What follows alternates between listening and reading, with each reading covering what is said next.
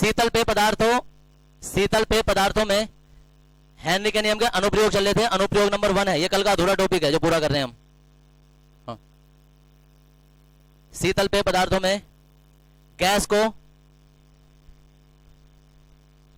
को अति उच्च दाब पर, शीतल पेय पदार्थों में गैस को अति उच्च दाब पर, गैस को अति उच्च दाब पर सील बंद किया जाता है।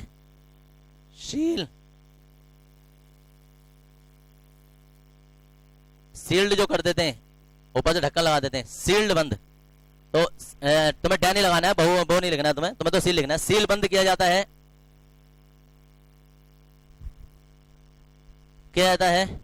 और जब पात्र का ढक्कन खोला जाता है,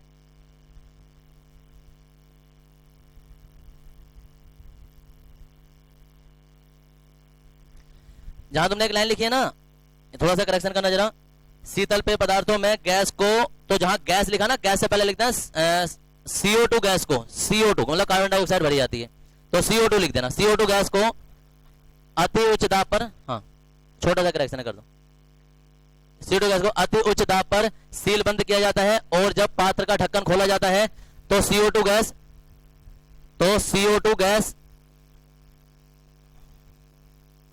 पात्र का ढक्कन खोला जाता है तो CO2 गैस बुलबुलों के साथ, CO2 गैस बुलबुलों के साथ बाहर निकलती है, बाहर निकलती है।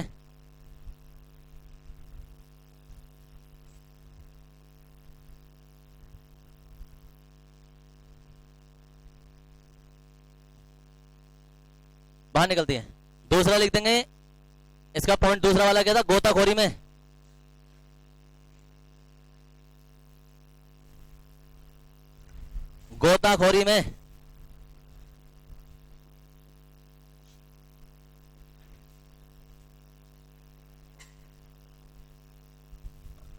गोताखोरी में इसमें लिखेंगे जब गोताखोर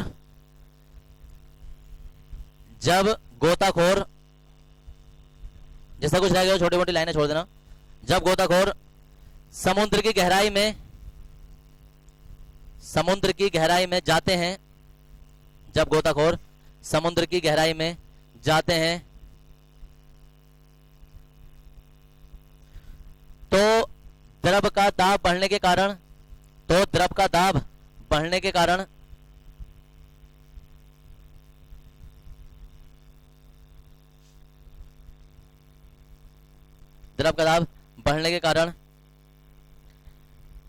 ब्लड को क्या लिखेंगे, रक्त में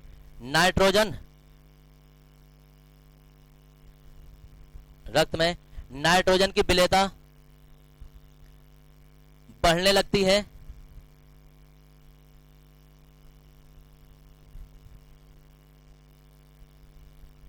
क्योंकि हेनरी के नियम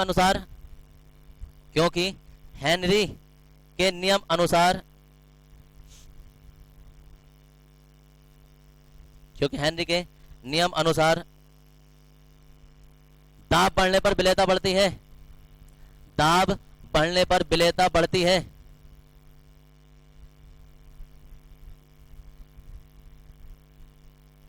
दाब बढ़ने पर विलेयता बढ़ती है।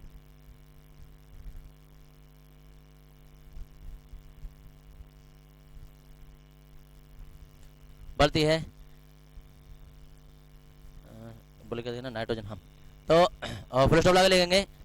जब गोताखोर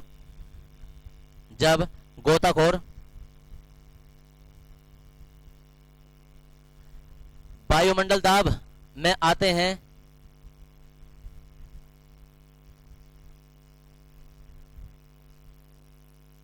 वायुमंडल दाब में आते हैं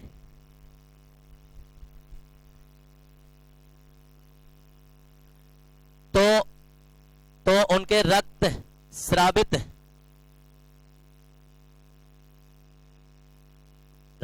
लिख देना, स्राव का खतरा खतरा बढ़ जाता है। रक्तस्राव, स्रावित मतलब कहीं से निकलने का खतरा बढ़ जाता है। इसलिए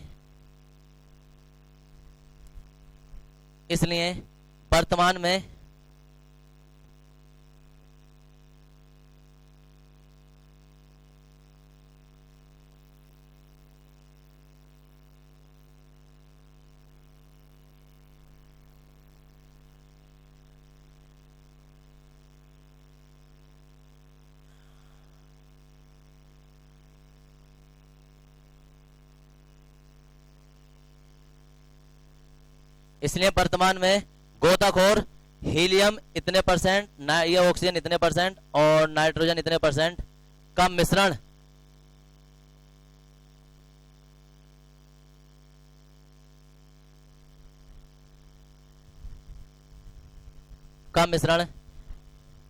लेकर मिश्रण का प्रयोग करते हैं, ऐसे लिख देना, मिश्रण का प्रयोग करते हैं। देख लेना, जोड़कर 100 आने चाहिए।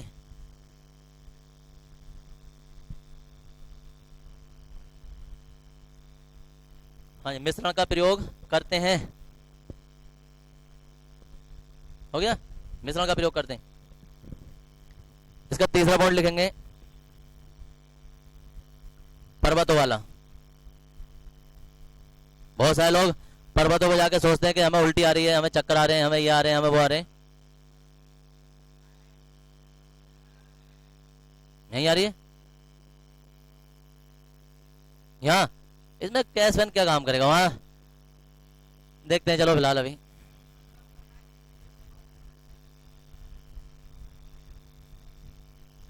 दरअसल अभी लिखो, मैं बता रहा हूं, पहले ये लिखो पर्वत वाला। हेडिंग है पर्वतों पर। हाँ, ये हेनरी के नियम का अनुप्रयोग चल लेते, तो पर्वतों पर कैसे काम करता है इसमें लिखेंगे।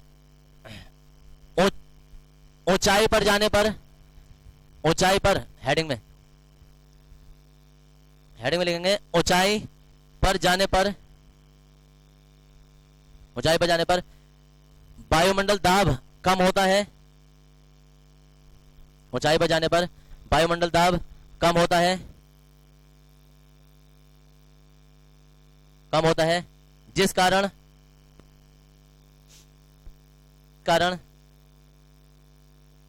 रक्त में ऑक्सीजन की मात्रा, जिस कारण रक्त में ऑक्सीजन की मात्रा,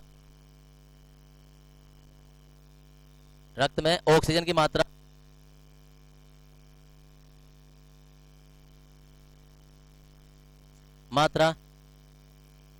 क्या जाती है,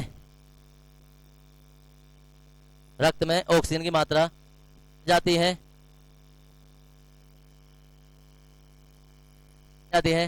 और व्यक्ति कमजोर हो जाता है,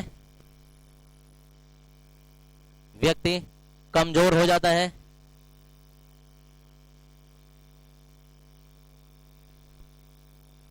जिससे उसके सोचने समझने की क्षमता,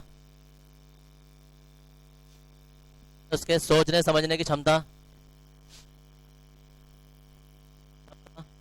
जिससे उसके सोचने समझने की क्षमता हो जाती है, कम हो जाती है, सोचने समझने की क्षमता कम हो जाती है।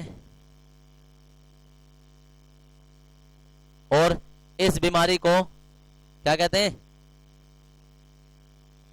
एनोक्सिया।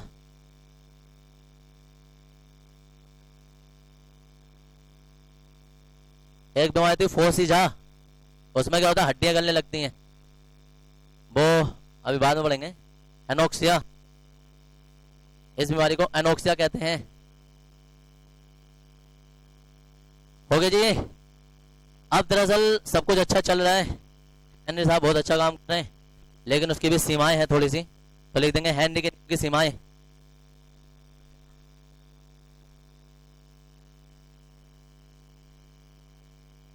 हेडिंग है हेनरी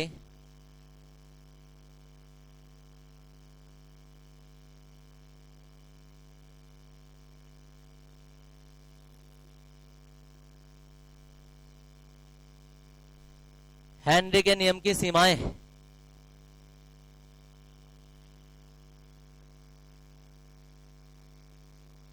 सीमाएं मिलेंगे, यह निम्नलिखित है। नंबर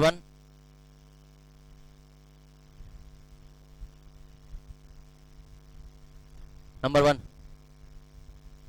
यह नियम, नंबर 1 में लिख रहे हैं, यह नियम, हेडिंग नहीं है, डायरेक्ट ऐसे लिखेंगे, यह नियम केवल आदर्श बिलियनों के लिए लागू होता है। यह नियम केवल आदर्श बिलियनों के लिए लागू होता है। आदर्श बिलियनों के लिए लागू होता है।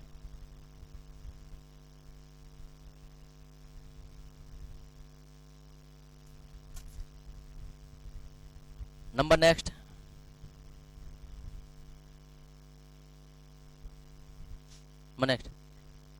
यह नियम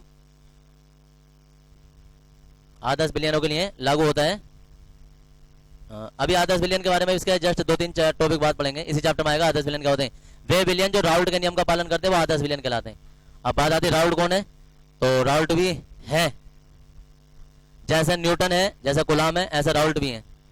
क्या होता है कि बिलियनों में जो बिलियन राउल्ट का कहना मानेंगे वो अच्छे हैं, जो नहीं मानेंगे वो बेकार है। अब राउल्ट का नियम अभी पढ़ेंगे ना इसी चैप्टर में, अभी आ जाएगा। क्या लिखा था? अच्छा, नंबर 2 लिखेंगे ना। हाँ, इसमें लिखेंगे यह नियम उन बिलियनों पर लागू नहीं होता है, उन बिलियनों पर लागू नहीं होता है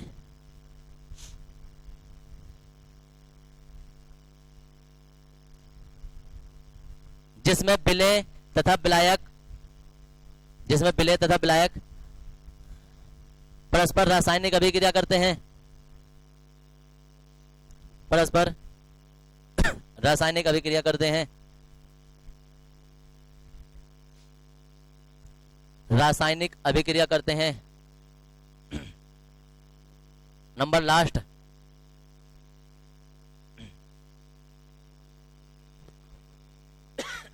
इसमें लिखेंगे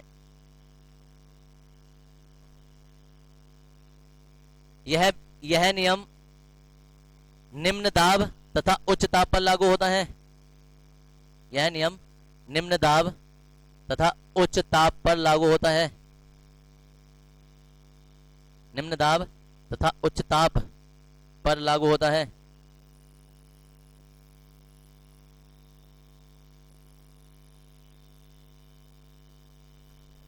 जी, ये 3 तुम्हारे इसके अनुप्रयोग थे। देखो, आदर्श बिलियन की बात आती है। आदर्श बिलियन अभी जो राउल्ट के नियम का पालन करेंगे वो आदर्श बिलियन कहलाते हैं।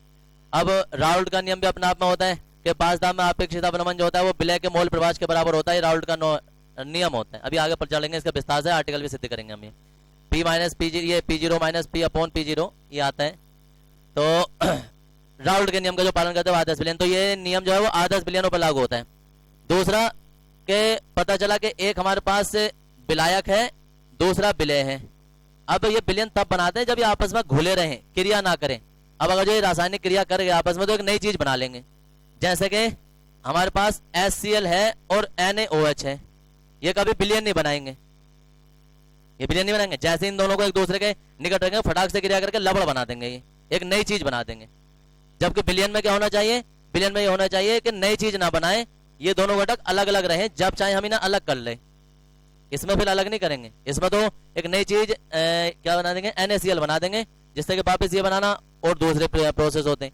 तो अगर किन्हीं 2 चीजों ने मिलकर कोई एक नई तीसरी चीज बना ली तो वो बिलियन नहीं है, एक उत्पाद रासायनिक। तो ये नियम वहां फेल हो जाता है कि अगर पता चला विलय और विलायक आपस में क्रिया करके कोई नई चीज बना रहे, का नियम नहीं लगेगा। और थर्ड जो है, ये दाब हमेशा निम्न रहना चाहिए, मतलब कम दाब पर और उच्च दाब पर ये कार्य करता है। यानी कि पता चला ज्यादा दाब कर देंगे ना तो भी ये नियम काम नहीं करता है। तो 3 इसके मतलब इसकी सीमाएं थी जहां जहां ये नियम फेल हो जाता है। अभी हमारा हेडिंग जो चल रहा था ये चल क्या रहा था? शुरू याद है किसी को? टॉपिक क्या चल रहा था? गैसों की द्रव्यों में विलेयता।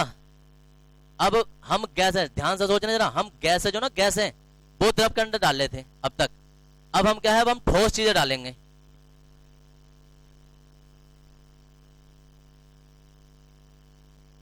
ठोसों की द्रव्यों में विलेयता। दरअसल अगर जो हम एक एक करके ऐसा टॉपिक पढ़ेंगे ना तो हम नो हेडिंग पढ़ेंगे, लेकिन सिलेबस में सिर्फ 3 ही है। एक बार तो गैस द्रव्य में डालेंगे, एक ठोस द्रव्य में डालेंगे, एक ठोस ठोस के अंदर डालेंगे। बस 3 ही पढ़ेंगे, बाकी और नहीं पढ़ने वाले हम। तो ठोसों की द्रव्यों में विलेयता पढ़ेंगे। क्या एग्जाम्पल होगा ऐसा? ऐसी कोई चीज क्योंकि ठोस पदार्थ द्रव के अंदर घुला है रियल लाइफ में? सबसे कॉमन एग्जाम्पल है चीनी नमक यार। हमारे चीनी हो गए, चीनी नमक नहीं, चीनी जल या नमक जल, ऐसी वो चीज। हमारे सभी ठोस पदार्थ हैं और हम उसके अंदर डाल रहे हैं इसे। इतना गहराई से सोचने पे लग रहे हैं। ये गहराई से वही सोच रहे हैं जो घर पर जाकर बिल्कुल नहीं पढ़ रहे। ठोसों की द्रव्यों में विलेयता। हाँ जी, अब देखो उधर विलेयता। विलेयता बार बार हम कर रहे हैं। विलेयता होती क्या है? विलेयता अपने आप में कुछ नहीं है। विलेयता द्रव्यमान ही है। वजन को ही कहते हैं। 250 ग्राम चीनी लाकर हमने घोल दी, हम कहेंगे 250 ग्राम पूरी घुल गई। यहाँ तो ना भाई साहब, जिसने घोल दी ना, इसकी विलेयता 250 ग्राम है, ये 250 ग्राम को घोल ले रहा है। तो विलेयता हमेशा द्रव्यमान होता है, कोई भार होता है। अगर हम 1 किलो चीनी लाकर किसी पात्र में घोल दे रहे हैं तो इसका मतलब विलेयता 1 किलोग्राम हो गई।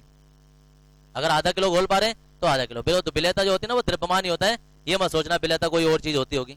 तो जो जितनी चीज घुल जाए, मतलब एक चीज ऐसी हो जाती है कि एक हमारे पास ये सोचो 5 लीटर ही समझ लो कोई जल है, हम इसमें चीनी डाल लें। हमने सबसे पहले क्या करा कि हमने 500 ग्राम चीनी डाली, वो भी घुल गई। हमने 1 किलो कर दी, फिर हमने 2 किलो कर दी। अब जैसे थोड़ी सी बढ़ा रहे ना, अब नहीं घुल रही है ये। तो इसका मतलब इस पूरे जल की जो विलयन था उसकी जो विलेयता है वो 200 ग्राम कितने 2 किलो हो गई। लेकिन हम जो परिभाषा बनाएंगे ना, हम 2 किलो से नहीं बनाते, हम बनाते हैं 100 से। अब आ जाओ अपनी ओरिजिनल परिभाषा पर। 100 ग्राम कोई विलायक है जैसे कि जल, उसमें हमने चीनी डालनी स्टार्ट करी, कोई विलेय पदार्थ डालना स्टार्ट किया, डालना स्टार्ट कर दिया। शुरू में हमने 10 ग्राम डाला, इसके अंदर घुल गया। 15 डाला, वो भी घुल गया। जैसे 16 डाला तो 16 ग्राम नहीं घुल रहा है। अब 16 ग्राम ये मत सोचना कि 10 ग्राम बाद में डाला होगा तो 15 और बाद में डाला होगा, ऐसा नहीं है। हम अलग अलग डाल लें कि पहले 10 ग्राम डाला, फिर 5 डाला होगा, 15 हो गया। अब जैसे 1 ग्राम और डाला हमने, 16 जब हो गया इसमें, तो 16 वाला जो वो नहीं घुल रहा है। वो वाले जो 16 वाले हमने चीनी का या नमक का टुकड़ा डाला होगा, वो हम उसे बतेरा हिला रहे हैं, लेकिन वो नहीं घुल रहा है। तो इसका मतलब इसकी विलेयता कितनी हो गई? इसकी विलेयता 15 हो गई, क्योंकि ये 15 को तो बर्दाश्त कर रहा है, लेकिन 16वां जो है इससे नहीं सिमल पा रहा है। तो ये जो 100 ग्राम था विलायक, इसकी विलेयता 15 हो गई, 15 ग्राम हो गई, जो कि विलेय पदार्थ था। क्या परिभाषा बनी कि 100 ग्राम विलायक में उपस्थित विलेय की मात्रा जो संतृप्त विलयन बनाने के लिए आवश्यक होती है, ठोसों की द्रव्यों में विलेयता कहलाती है। आपको क्या संतृप्त विलयन क्या था? ये जो घुलना बंद हो गया था और उस टाइम पर जो विलयन बन जाता है वो संतृप्त विलयन कहलाता है। ऐसा विलयन कि किसी चीज में हम जो चीज डाले जा रहे हैं, घोले जा रहे हैं, जब घुलना बंद हो जाए तो वो जो गाढ़ा शांत विलयन बचेगा वो संतृप्त विलयन होगा। समझ गए? संतृप्त विलयन। कोई परिभाषा पूछे तो क्या लिखी जाएगी कि जब किसी विलयन में, जब किसी विलायक में विलय की मात्रा घुलनी बंद हो जाती है तो उस स्थिति में बने विलयन को संतृप्त विलयन कहते हैं। मतलब विलय की मात्रा बिल्कुल ही उसमें बंद हो जाए, हम उसमें कितना भी अब उसे हिलाते रहे, गर्म नहीं करना है, गर्म करके तो घुल जाएगा, या दावा वगैरह कोई अलग से एक्स्ट्रा भौतिक परिवर्तन नहीं करना है। सिर्फ जैसा रखा था हम उसी में कर रहे हैं, चम्मच से घोलें या हाथ से हिलाएं, जो भी है जैसा पानी रखा उसी स्थिति में। तो जब तक वो घुलता रहेगा तब तक तो ठीक है, जब घुलना बंद हो जाएगा तो संतृप्त विलयन है। यहाँ से परिभाषा आ जाती है कि 100 ग्राम था, 10 ग्राम हमने चीनी डाली, घुल गई। 15 ग्राम कर दी हमने तो भी घुल गई। जैसे 16 ग्राम करते तो अब नहीं घुलती है, तो इसका मतलब ये जो 100 ग्राम विलायक था इसकी विलेयता 15 ग्राम हो गई। ऐसी दुनिया में हर चीज की अपनी विलेयता है, यहाँ तक कि आदमी की खाने की भी अपनी विलेयता है कि कितना खा सकता है। ऐसा नहीं है कि 15 रोटी खा रहा है तो 15 तो खाएंगे नहीं, खैर 5 रोटी खा रहा है तो छठी हम खिलाएंगे तो भले से डंडे के जोर पे खा ले, लेकिन खुशी से नहीं खाएगा, तो वो चीज आती है। समझ गए? तो लिखेंगे जरा इसमें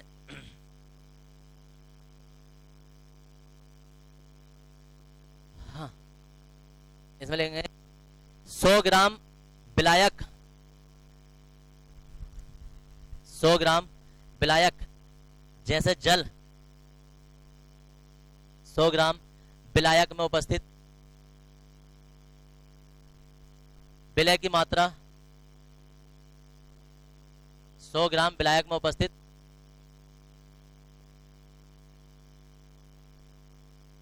विलय की मात्रा जो नियत ताप पर संतृप्त विलयन बनाने के लिए आवश्यक होती है, जो नियत ताप पर संतृप्त विलयन बनाने के लिए आवश्यक होती है,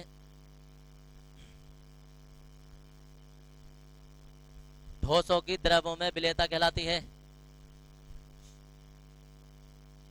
ठोसों की संतृप्त विलयन बनाने के लिए आवश्यक होती है, ठोसों की द्रवों में विलेयता कहलाती है।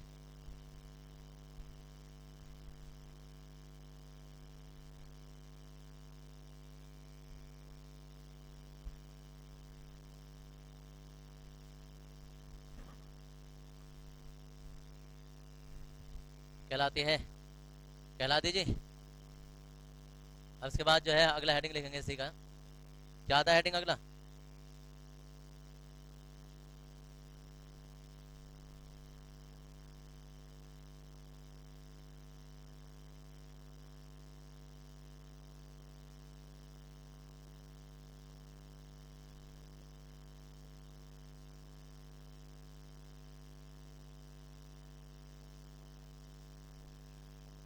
हाँ जी, ठोस है और द्रव में डाला जा रहा है और हमने ताप बढ़ा दिया। पीछे वाले कुछ कमेंट अपना बताएंगे जरा।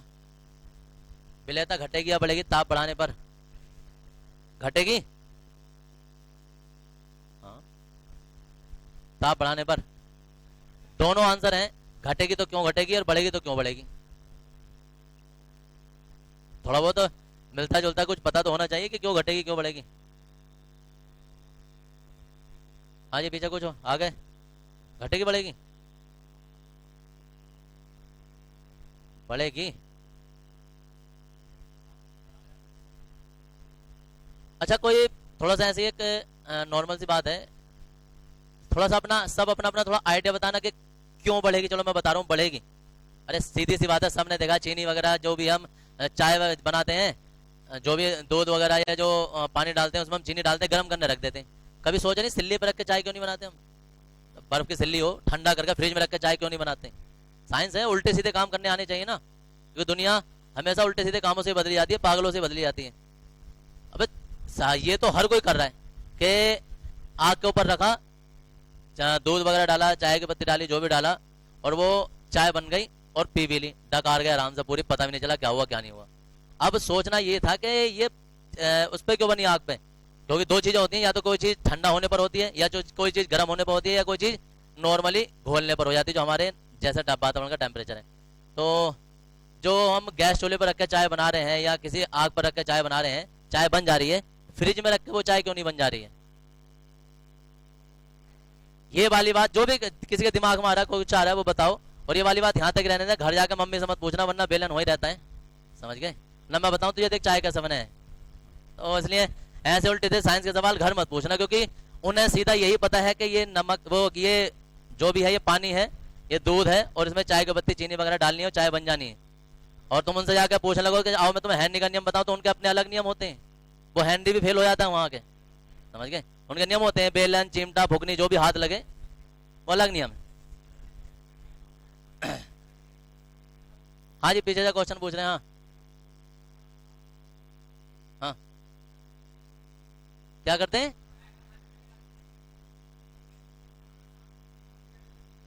अच्छा, खाना हाथों से खाते, पैर से क्यों नहीं खाते? या पैर से भी खा सकते हैं, क्यों नहीं? तो बस सर्दी है कि तुम्हारे पैर जो मुंह तक पहुंच जाएं। हाँ पहुंचाओ। और ये टांग गले में ना अटक जाए, यहाँ के कभी हम 4-5 लोग निकालने जाए वहां।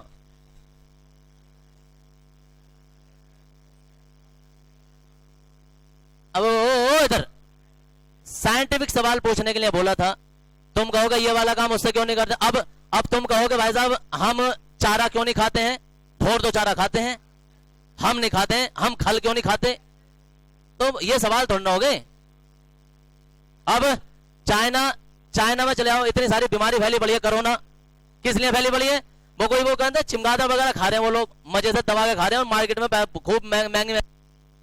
अब हम सुनो सर, हम लोग परेशान है कि यार वो ऐसी ऐसी चीजें कैसे खा जाते हैं, लेकिन ऐसा नहीं है, हर देश का अपना अलग कल्चर है। हमारे यहाँ लोग गोमूत्र पी जा, गोबर खा जा, वो लोग परेशान है यार ये गोमूत्र कैसे पी जा, और दबा के बोतलों में पी रहे, बिक्रिया है।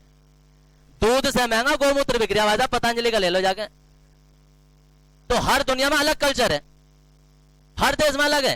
वो लोग परेशान है कि यार, हम परेशान है यार ये ऐसी ऐसी चीजें कैसे खा जा, वो परेशान है ऐसी चीजें कैसे खा जा यार ये। तो सब अपने आप में है।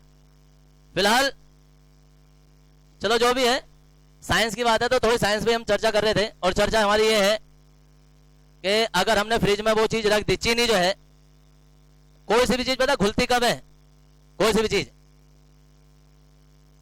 घुलती जब है जब वो टूटती है, घुलती तब है जब वो टूटती है, जब टूटेगी नहीं तो घुलेगी नहीं।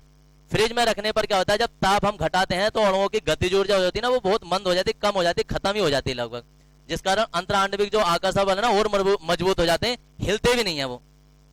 अब इसके विपरीत आ जाओ, अब हमने रख दिया उसे चूल्हे पर, गैस चूल्हे पर या सिलेंडर, जिसपे सिलेंडर पर तो नहीं होता, चूल्हे पर रखा जाएगा, तो सिलेंडर में आग तो लगेगी नहीं, अब लग जाती है सिलेंडर में भी। ये जो परसों अगस्त डायरेक्ट सिलेंडर पे चाय बनाने लगे ना, तो ये जो लेबनान में हुआ ना परसों, तुम्हारे घर में होगा और पड़ोसी ढूंढ रहे ना फटाका कैसा फटा। तो सिलेंडर पे चाय नहीं बनती है, उसके लिए चूल्हा लगाना पड़ता है, वरना कंपनी पागल नहीं है, डायरेक्ट सिलेंडर पे करती है, भगोना इस पे रख दो अपना।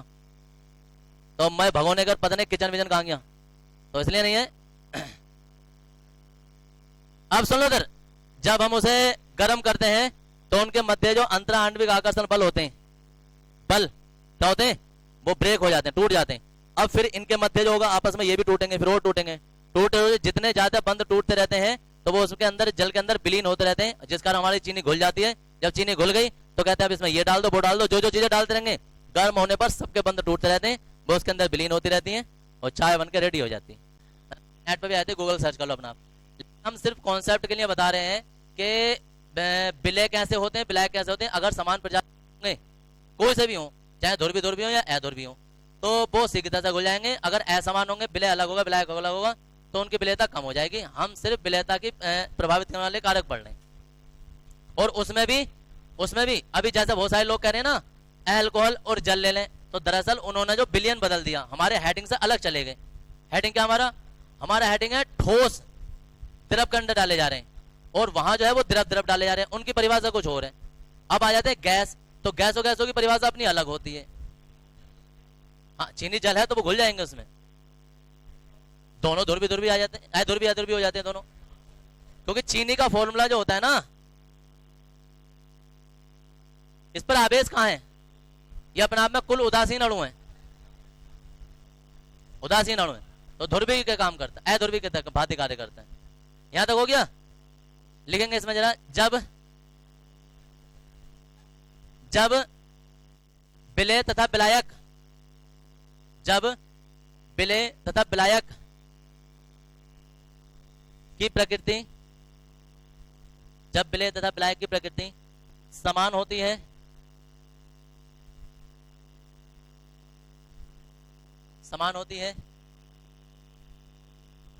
तो उनकी विलयता बढ़ जाती है, उनकी विलयता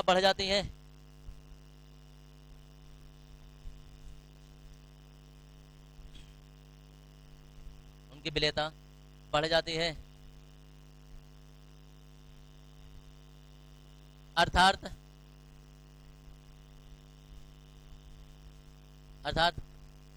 ध्रुवी विलय पदार्थ,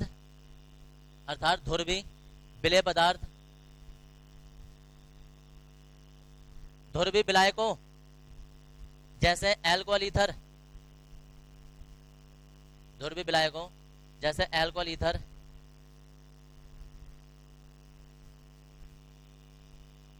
में अधिक विलय होते हैं, अधिक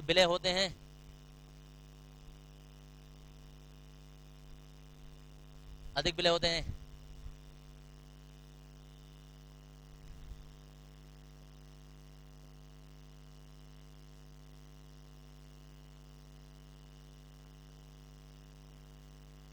अब इसका तीसरा प्रभावित करने वाले कारक है, थोड़ा सा बड़ा है, ध्यान से देखो जरा सही से। देखो दो तरीके की ऊर्जा होती है, चालक ऊर्जा अगर बड़ी है जल योजन ऊर्जा से, तो पदार्थ जो होगा ना वो अविलय हो जाएगा।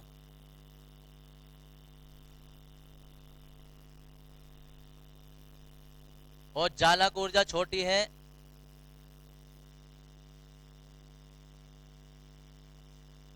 जल योजन ऊर्जा से, तो वो विलय हो जाएगा। अब ये दोनों है क्या?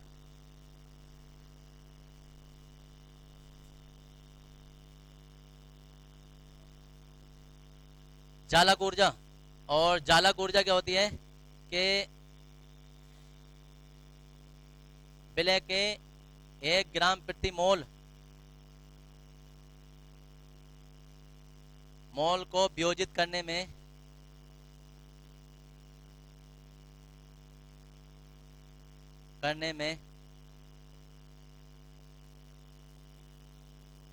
आवश्यक ऊर्जा को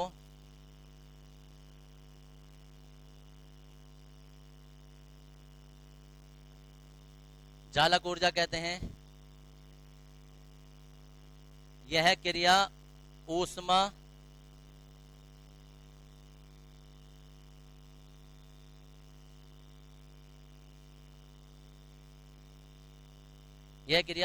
शोषी होती है।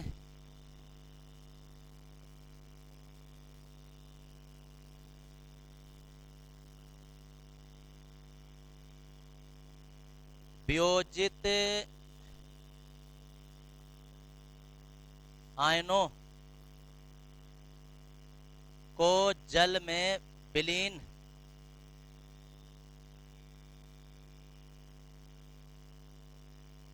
करने में आवश्यक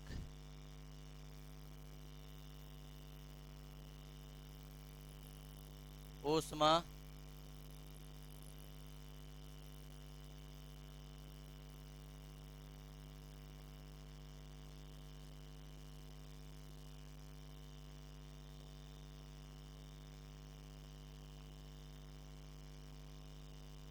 लो जी, देखो क्या चीज होती है तुम्हारी ये। जब कभी भी कोई पदार्थ, सोचो नमक हमने डाल दिया इसमें, तो इसमें 2 प्रकार की ऊर्जाएं बनेंगी। क्या होगी कि जैसे ही नमक इसमें डालोगे तो नमक डायरेक्ट घुलता नहीं है। पहले क्या होगा? पहले नमक टूटेगा, टूटने के बाद फिर घुलेगा। तो जो विलय पदार्थ है इसे तोड़ने के लिए जितनी भी ऊष्मा की आवश्यकता होती है, तो वो चालक ऊर्जा होती है, क्योंकि इसके चालक को तोड़ना पड़ता है। तो क्या होता है कि विलय के 1 ग्राम मोल को वियोजित करने में जितनी भी आवश्यक ऊष्मा की आवश्यकता होती है वो चालक ऊष्मा कहलाती है, क्योंकि हमने आयनों में तोड़ा है अभी उसे। और आयनों को जब तोड़ दिया तो क्या लिखा है उसके बाद में? वियोजित आयनों को जल में विलीन करने के लिए, विलीन मतलब घोलने के लिए जितनी भी ऊष्मा की आवश्यकता होती है या जो ऊष्मा उत्पन्न होती है उसमें, वो ऊष्मा कहलाती है जल योजन ऊष्मा। और ये हो जाती है जल योजन ऊष्मा। जब ये टूट गया ना, तो टूटने के बाद अब जल में घुलना जब शुरू होगा तब की बात है। अब दोनों ऊष्माएं देखनी होती हैं। मैं सोचो ये 10 निकली है और ये ऊष्मा जो है ये तुम्हारी 5 रह गई, तो तोड़ने वाली चीज ज्यादा है और घुलने वाली चीज कम है, तो वो पदार्थ अविलय नजर आएगा, तुम्हें दिखेगा ना। समझेगा? वो है ऊपर से तोड़ने वाली चीजें तो धड़ाधड़ा के आयन आकर गिर रहे हैं भाई, ऊपर से बनाने वाली चीज बना के दे रहे हैं। वो लोग जो जल्दी जल्दी घोलो, तो पता चला ऊपर से 10 गिर रहे हैं जबकि हम 5 घोल पा रहे हैं। तो 5 बच जाएंगे घुलने से। जब 5 घुलने से बच जाएंगे तो वो हमें दिखेंगे कि यार ये तो अभी अविलय रह गया।